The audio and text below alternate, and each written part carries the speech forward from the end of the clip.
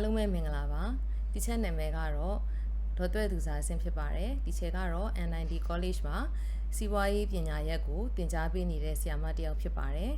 ဒီချက်ဒီစီးပွားရေးဘာသာရပ်တွေကို2010ခုနှစ်ကနေပြီးတော့စတင်ပြီးတော့မှဒီချက်သင်ကြားပို့ချပေးခဲ့တာဖြစ်ပါတယ်ဒီချက်အိန္ဒိယနိုင်ငံမှာလည်းပဲ2010ခုနှစ်က Business Advisor course နဲ့သွားပြီးတော့မှ certificate ရယူခဲ့ပါတယ်ဒီနေ့ဒီချက်ပြောကြားပေးမဲ့သင်ခန်းစာအနှစ်ချုပ်ကလေးကတော့understanding business organization ဆိုတဲ့ဘာသာရပ်ထဲကနေပြီးတော့ topic 4ဖြစ်တဲ့ human resource management အကြောင်းကိုသင်ကြားပို့ချပေးသွားမှာဖြစ်ပါတယ်human resource management ဆိုတာကတော့ဒီချက်တို့ကဒီလူသားတွေကိုစီမံခန့်ခွဲရတဲ့ဘာသာရပ်ပဲဖြစ်ပါတယ်အဲ့ဒီလိုမျိုးဒီချက်တို့ဒီဘာသာရပ်ကိုသင်ကြားတဲ့အခါမှာ long term success တွေနဲ့ short term success တွေကိုရောက်ဖို့အတွက် employees တွေကိုဒီချက်တို့ကပထမဦးဆုံး HRM policy အရာ recruitment and selection ဆိုတာလုပ်ရပါတယ်အဲ့တော့ recruitment လုပ်ပြီးသွားပြီဆိုရင်ဒီချက်တို့ကဒီကိုယ့်ရဲ့ဒီဝန်ထမ်းတွေနဲ့သူ့ရဲ့တင့်တော်တဲ့အတွေ့အကြုံတွေသူတို့ကိုဒီချက်တို့ကခန့်အပ်ပြီး recruitment လုပ်ပြီးပြီဆိုလို့ရှိရင်ဒီချက်တို့က selection ရွေးချယ်တဲ့အဆင့်ကိုလုပ်ရပါတယ်အဲ့တော့ selection လုပ်ပြီးပြီဆိုလို့ရှိရင်လည်းဒီချက်တို့က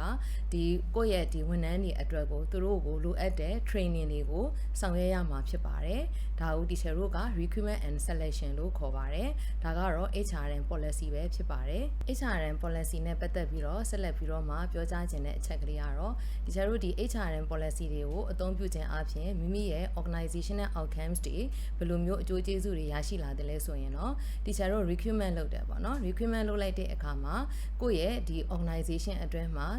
လူတော်တွေ right human right person တွေပါလာပြီပေါ့နော်အဲ့တော့သူတို့ကလည်းသူတို့မှာကျွမ်းကျင်တဲ့ expertise တွေပါလာမယ်ပေါ့နော်သူတို့ရဲ့ဒီအရေးချင်းတွေကလည်းပဲ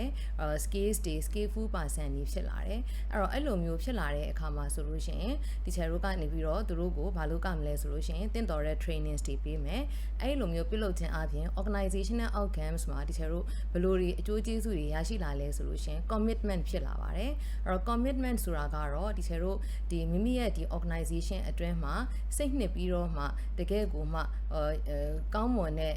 person တွေပေါ့နော် employee တွေကိုရရှိလာမှာပဲဖြစ်ပါတယ်ဒါဒီ commitment ဖြစ်လာမယ်မိမိရဲ့ organization အတွင်းမှာ royal ဖြစ်လာမယ်ပေါ့နော်အဲ့ခါကြလို့ရှင်ဒီချက်တို့စီမှာနောက်ထပ် organization outcomes အနေနဲ့ကဘာတွေကိုရရှိမလဲဆိုလို့ရှင် turnover နှုန်းတွေ reduce ဖြစ်လာမယ်အဲ့တော့အလုပ်သမားတွေအလုပ်ထွက်တာတွေကညွန်နေလာပြီးတဲ့အခါမှာသူဒီမိမိရဲ့ organization အတွင်းမှာ happier person တွေဖြစ်လာမှာဖြစ်ပါတယ်ကျွန်တော်တို့တင်ပြခြင်းတဲ့အကြောင်းအရာလေးကတော့ဒီချက်တို့ရဲ့ဒီ HRM policy မှာဆိုလို့ရှိရင် internal fit နဲ့ external fit ဆိုပြီးတော့ဒီချက်တို့ဆောင်ရွက်ရတဲ့အပိုင်းလေးတွေရှိပါတယ်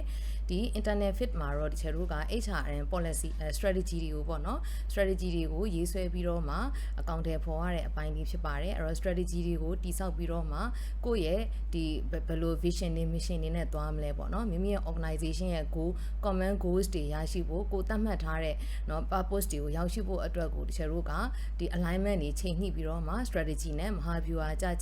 ဆောင်ရွက်သွားရမှာဖြစ်ပါတယ် HRM policy အပိုင်းမှာတော့ဒီချက်တို့ကအဲ့ဒီမှာ recruitment and selection တွေပါမယ်နောက်ပြီးတဲ့အခါမှာဒီချက်တို့ဒီမှာဆိုလို့ရှိရင် policy ပေါ့နော် HRM policy တွေပါပါတယ် policy မှာဆိုရင်ဒီချက်တို့ကကိုယ့်ရဲ့ employees တွေကို compensation and benefits တွေပါမယ် reward system တွေပါပါမယ် bonus တွေပါပါမယ်အဲ့ဒီမှာဆိုရင်ကိုယ့်ရဲ့မိမိရဲ့ဝန်ထမ်းတွေကို bonus တွေဘယ်လိုပေးမလဲ salaries တွေကိုဘယ်လိုပေးမလဲနောက်ပြီးတော့သူတို့အတွက် hard care အစီအစဉ်တွေဘယ်လိုဆောင်ရွက်မလဲဆိုတာကိုဒီ HRM policy ထဲမှာထည့်သွင်းပြီးတော့မှရေးဆွဲသွားရမှာဖြစ်ပါတယ်သူတို့အတွက် compensation တွေဘယ်လိုပေးမလဲဥပမာအနေနဲ့ဆိုရင်ဒီချက်တို့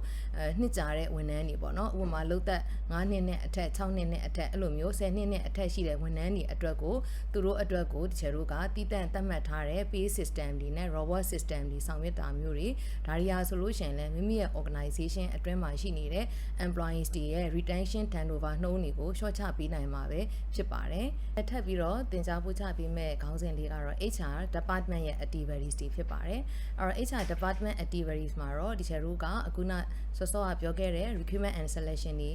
ဆောင်ရွက်ရတယ်နောက်ပြီး HR policy တွေဆောင်ရွက်ပြီးတဲ့အခါမှာဒီချက်တို့က organization တွေကို development ဖြစ်အောင်ဆောင်ရွက်ရပါတယ်ပြီးလို့ရှိရင် employees တွေကိုလည်း commitment ဖြစ်အောင်ဆောင်ရွက်ပေးမယ်နောက်တစ်ခုကတော့ဒီချက်တို့ performance management တွေကိုဆောင်ရွက်ရမှာဖြစ်ပါတယ် performance management တွေကိုတချို့တို့ဆောင်ရွက်တဲ့အခါမှာဆိုလို့ရှိရင်လည်းတချို့တို့ဒီ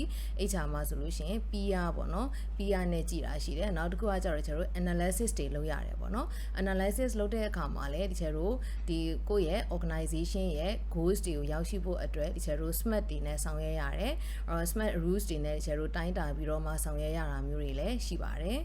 ဒီတစ်ခါထပ်ပြီးတော့ပြောချင်တာကတော့ job analysis နဲ့ job description အကြောင်းကိုပြောချင်ပါတယ် job analysis ကိုလုပ်တဲ့အခါမှာကျတော့ဒီတို့ဒီ